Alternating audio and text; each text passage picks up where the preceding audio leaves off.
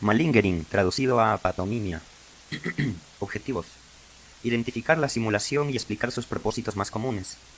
Resumir el motivo por el cual la simulación no se incluyó en los criterios del DSM-5. Describa los patrones típicos de cumplimiento del tratamiento de un paciente que simula estar enfermo. Describir la presentación común de los pacientes que simulan una enfermedad y se analizan el papel del equipo interprofesional en la evaluación y el tratamiento de esta afección. Introducción. La simulación es la falsificación o exageración profunda de una enfermedad física o mental para obtener beneficios externos como evitar el trabajo, la responsabilidad, buscar drogas, evitar un juicio, buscar atención, evitar el servicio militar, dejar la escuela, licencia pagada en un trabajo, entre otros. No es una enfermedad psiquiátrica según el DSM-5. El DSM-4-TR no proporcionó ningún criterio preciso porque la simulación no se considera un diagnóstico psiquiátrico, pero el manual sí establece que es una condición que puede ser un foco de atención clínica. Aunque la simulación fue excluida del índice en el DSM-5, sigue siendo un código 5, y los criterios para determinar cuándo considerar la simulación permanecen sin cambios. La ganancia externa secundaria es necesaria para diferenciar la simulación del trastorno facticio, un trastorno en el que el paciente crea conscientemente síntomas físicos o psicológicos para asumir el papel de enfermo. La ganancia primaria. Los simuladores muestran un escaso cumplimiento del tratamiento y dejan de quejarse de la supuesta enfermedad solo después de obtener el beneficio externo. Etiología. La simulación no tiene una etiología específica, pero las causas incluyen condiciones socioeconómicas. Se informa comúnmente entre prisioneros que evitan el juicio, estudiantes que evitan la escuela, trabajadores que evitan el trabajo, personas sin hogar que esperan una compensación económica o raciones. Los drogadictos suelen fingir enfermedad, condiciones dolorosas o insomnio para recibir drogas de abuso, incluidos opioides como la nalbufina, las benzodiazepinas, entre otras. La simulación se informa en personas que intentan evitar el servicio militar. Tiene una estrecha asociación con un trastorno de personalidad antisocial y un rasgo de personalidad histriónica. Epidemiología. La prevalencia de la simulación es difícil de determinar. En una estimación de la simulación de poblaciones forenses, la prevalencia alcanzó el 17%. En otro estudio realizado por el Departamento de Psicología de la Universidad de Nueva Orleans, se encontró que la prevalencia de la simulación en pacientes que sufren de dolor crónico con incentivos económicos era de entre el 20% y el 50%, dependiendo del sistema de diagnóstico utilizado. Se han hecho esfuerzos para determinar la frecuencia de la simulación en las poblaciones, pero la fiabilidad de estas fuentes es cuestionable. Aunque se presume que la frecuencia de la simulación es mayor en mujeres que en hombres, no hay datos que respalden esta presunción. Fisiopatología. La simulación se asocia a un trastorno de personalidad antisocial y a un rasgo de personalidad histriónica. Para obtener un beneficio externo, secundario, el individuo finge padecer una enfermedad que puede ser de naturaleza física o psicológica. El paciente miente conscientemente sobre su condición para obtener un beneficio y, una vez obtenido, deja de quejarse. Ningún medicamento o intervención puede curar a los simuladores. Tras una historia clínica detallada, el simulador puede agotar sus excusas y darse por vencido. El DSM-5 establece que si un paciente presenta alguna combinación de los 4 síntomas siguientes, se debe considerar la posibilidad de simulación. El contexto médico-legal de la presentación. Por ejemplo, un abogado que envía a su cliente para evaluación o un paciente se presenta con una enfermedad mientras se enfrenta a un juicio. Marcada discrepancia entre el estrés o discapacidad declarados por el individuo y el hallazgo y observación objetivos. Falta de cumplimiento de la evaluación diagnóstica, el régimen de tratamiento y la atención de seguimiento. Presencia de trastorno de personalidad antisocial. Historia y física. Es necesaria una historia clínica cuidadosa y detallada para descartar una simulación. Observe atentamente las discrepancias en el comportamiento de la persona mientras toma una historia detallada y prolongada. Profundizar en la personalidad del paciente. Trastorno de personalidad antisocial, rasgos de personalidad histriónica. Infórmese sobre el estatus legal del paciente. Haga preguntas rápidas y vea la incoherencia entre las respuestas. Haga preguntas abiertas y sugerentes. Preguntar sobre síntomas no relacionados con la enfermedad simulada por el paciente también puede inducir una respuesta positiva. El paciente que no sabe mucho sobre la supuesta enfermedad puede decir que sí a cualquier pregunta.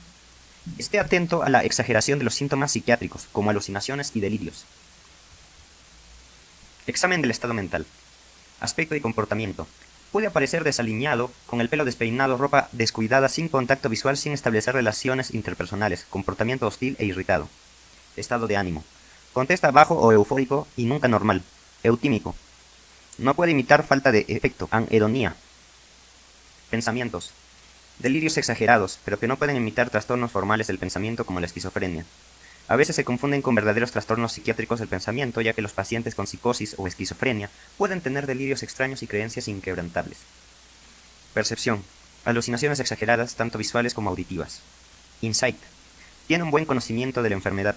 Casi siempre reconocen que padecen la enfermedad que fingen. Cognición. A veces no se puede evaluar adecuadamente, porque el paciente no puede ser obediente y mentir. Se deben realizar múltiples exámenes y se deben registrar las incoherencias entre los resultados. Se asignan varias tareas a los pacientes y se registra el desempeño en diferentes ocasiones. La puntuación inconsistente en la misma tarea realizada varias veces sugiere simulación. Otras áreas a investigar incluyen historial de hospitalización, medicación, historial actual de la medicación, historia familiar, historia social. Evaluación. El diagnóstico de simulación se basa en la historia clínica, el examen físico y las pruebas psicológicas. No existen pruebas de laboratorio para diagnosticar la simulación. Sin embargo, los estudios de laboratorio son útiles para descartar la causa orgánica y la autenticidad de la enfermedad. Estos estudios de laboratorio pueden incluir lo siguiente: recuento sanguíneo complejo, CSC, electrolitos séricos, pruebas de función renal, pruebas de función hepática, PFH, nivel de alcohol en sangre, prueba toxicológica de sangre y orina. También puede descartar simulación en el caso de drogadictos que buscan opioides. Se debe considerar la realización de una tomografía computarizada, TC, o una resonancia magnética, RM, del cerebro para descartar trastornos cerebrales orgánicos. Otras pruebas son inventario multifásico de personalidad de Minnesota, MMPI, la escala F, prueba de simulación de memoria, la escala de gestión de impresiones negativas, prueba de 15 ítems de Rey, la prueba de secuencia de memoria temporal y la entrevista de síntomas y disposición SDI. Tratamiento, manejo. No confronte al paciente directamente. No cuestione las creencias del paciente, no acuse al paciente de fingir su enfermedad. Esto puede generar conflictos entre el paciente y el médico, una demanda contra el médico y violencia. Es mejor confrontar al paciente indirectamente. Ofrezca una explicación científica, pero no niegue las creencias del paciente. Se deben evitar los diagnósticos e intervenciones invasivos, ya que sus daños superan los beneficios. El médico puede ayudar fomentando terapia conductual, psicoterapia y asesoramiento. Diagnóstico diferencial. Causa orgánica de la enfermedad. Trastorno orgánico, cualquier enfermedad física debe descartarse antes de considerar la simulación. Trastornos de conversión. Busque factores estresantes e incentivos. Trastorno facticio, por ejemplo, síndrome de Munchausen. Diferenciar entre la ganancia primaria y secundaria externa. Hipocondría. Trastorno de síntomas somáticos. Psicosis, esquizofrenia, trastornos del pensamiento. Depresión, manía, trastornos del estado de ánimo. Y trastornos disociativos. Pronóstico. El pronóstico es impredecible. Generalmente el simulador sigue fingiendo hasta que se satisface su incentivo o beneficio externo. Complicaciones.